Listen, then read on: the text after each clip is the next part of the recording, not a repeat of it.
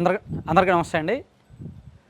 YSR Congress party ప్రస్తుతం లోపల అంతర్గతంగా ఒక సంక్షోభంలో ఉంది. దీన్ని ఎవరు అంగీకరించినా అంగీకరించకపోయినా ఒక్కసారి ఈ నెల రోజుల్లో జరిగిన పరిణామాలు జాగ్రత్తగా పరిశీలిస్తే వైసీపీలో మొదటి నుంచి సిన్సియర్గా పనిచేసిన నాయకులు ఆ పార్టీ నుంచి బయటకు వస్తున్నారు. దాన్ని సంక్షోభంగానే మనం చూడాలి. వల్లభనేని బాలశౌరి గారు వైసీపీ తరఫున 2 సార్లు ఎంపీగా పోటీ చేసి ఒకసారి ఓడిపోయారు, ఒకసారి గెలిచారు. జగన్మోహన్ రెడ్డి గారికి అత్యంత సన్నిహితులు. ఆయన పార్టీ నుంచి బయటకు వచ్చారు. అలాగే మంత్రి గుమ్మనూరు జయరాం గారు ప్రస్తుతానికి సైలెంట్గా ఉన్నారు. ఎక్కడ ఉన్నారో తెలియదు. ఆయన కర్నూలు ఎంపీ సీట్ ఇస్తానన్నా ఆయనకు ఆలూరు సీటు ఇవ్వకపోవడం పట్ల ఆయన అసంతృప్తిగా ఉన్నారు.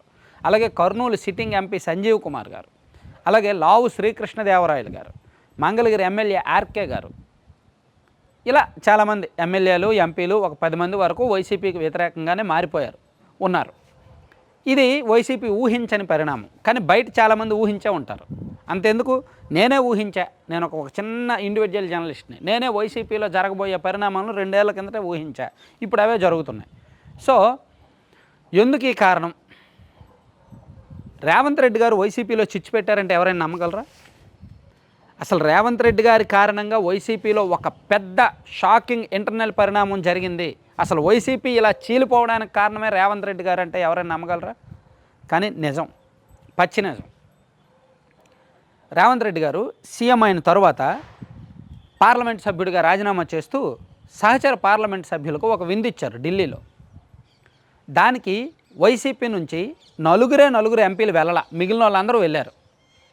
అలా వెళ్ళని వాళ్ళలో మిథున్ రెడ్డి గారు, విజయసాయిరెడ్డి గారు, నందిగం సురేష్ గారు అండ్ తిరుపతి ఎంపీ గురుమూర్తి గారు, వీళ్ళు 9 ఉన్నారు.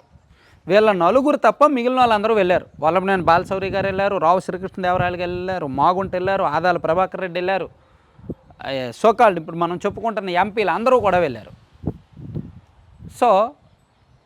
అలా వెళ్ళిన వాళ్ళల్లో అలా వెళ్ళిన ప్రతి ఒక్కరిని కూడా జగన్మోహన్ రెడ్డి గారు అనుమానించడం మొదలుపెట్టారంట. అసలు రేవంత్ రెడ్డి అంటే తెలుగుదేశం పార్టీలో పెరిగిన మొక్క. ఏది మన విడదల రజనీ గారి టైప్ కాదు, ఆ మొక్క కాదు. రేవంత్ రెడ్డి గారు వేరే మొక్క, వేరే బ్రీడ్. రేవంత్ రెడ్డి గారు తెలుగుదేశం పార్టీలో పెరిగిన మొక్క, చంద్రబాబు గారు నాటిన బ్రీడ్. ఆయన ఇంతింతై ఒటుడింతై అన్నట్టు చాలా జాగ్రత్తగా క్రమశిక్షణగా పార్టీలో ఎదిగి పార్టీకి అంకిత భావంతో పనిచేసి 2 సార్లు ఎమ్మెల్యేగా గెలిచి 3వ సారి ఓడిపోయినా సరే ఎంపీగా గెలిచి కష్టపడి కాంగ్రెస్ పార్టీలో చేరి సీఎం స్థాయికి వెళ్ళారు. ఆయన కాంగ్రెస్లో ఉన్నప్పటికీ తెలుగుదేశం పార్టీ శ్రేయోభిలాషి, తెలుగుదేశం పార్టీ మనిషిగానే చూస్తారు. చంద్రబాబు గారి అనుచరుడిగానే ఉంటారు. జగన్మోహన్ రెడ్డి గారి ప్రధాన రాజకీయ శత్రువు చంద్రబాబు గారు. అటువంటి చంద్రబాబు నాయుడు గారి శిష్యుడు రేవంత్ రెడ్డి విందిస్తున్నప్పుడు జగన్మోహన్ రెడ్డి గారి పార్టీతో ఆ సింబల్తో గెలిచిన ఎంపీలు వెళ్తే ఆయన ఎలా ఊరుకుంటారు? అందుకే ఊరుకోలే. ఇప్పుడు తిరుపతి ఎంపీ గురుమూర్తి గారు వెళ్ళకపోవడానికి కారణం అదేనట. భవిష్యత్తులో జరగబోయే పరిణామాలను గురుమూర్తి గారు ఊహించారు. అమ్మో, జగన్మోహన్ రెడ్డి గారు యాక్సెప్ట్ చేయరు, మా బాస్ దీన్ని యాక్సెప్ట్ చేయరు, నేను ఇప్పుడు ఈ విందుకి వెళ్తే ఖచ్చితంగా నేను మా బాసుకు దూరం అవుతా, మా బాసుకు నేను సంజాయిషీ చెప్పుకోవాలి, నేను వెళ్ళను అని గురుమూర్తి గారు ఆలోచించారు. వెళ్ళల. నందిగం సురేష్ గారు అంటే లోకల్లో ఉన్నారు కాబట్టి వెళ్ళల. మిథున్ రెడ్డి గారికి కూడా సిచ్యుయేషన్ తెలుసు కాబట్టి వెళ్ళల. సాయిరెడ్డి గారు వేరే కార్యక్రమాల్లో ఉన్నారు కాబట్టి వెళ్ళల. మిగిలిన వెళ్ళిన వాళ్ళందరూ బుక్ అయ్యారు. ఎంపీ బాలశౌరి గారు మొన్న పార్టీకి రిజైన్ చేసే క్రమంలో ఒక కామెంట్ కూడా చేశారు. రేవంత్ రెడ్డి గారు విందుకు వెళ్ళినప్పటి నుంచి కూడా నన్ను అవమానిస్తున్నారు, నన్ను అనుమానిస్తున్నారు, మాటమాటకే అవమానంగా మాట్లాడుతున్నారు అని బాలశౌరి గారు చెప్పారు.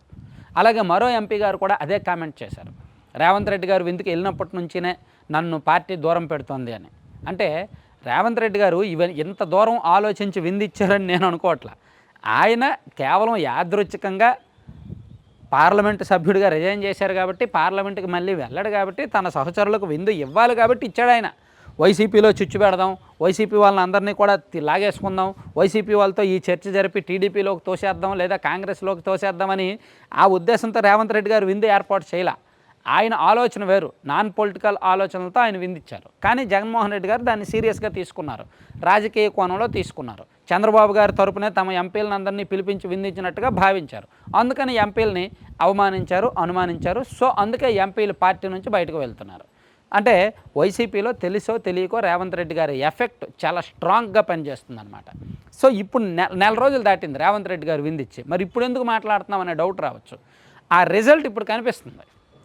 ఆ రిజల్ట్ ఇప్పుడిప్పుడే కనిపిస్తుంది. బయటకు వస్తున్న ఎంపీలు అందరూ అదే మాట చెప్తున్నారు. అవును, గత నెలలో రేవంత్ రెడ్డి గారు విందిచ్చారు, అప్పుడు మేము వెళ్ళాము, అప్పటి నుంచే ఇది జరుగుతుంది అని చెప్తున్నారు. అది సో అది రీజన్. Thank you.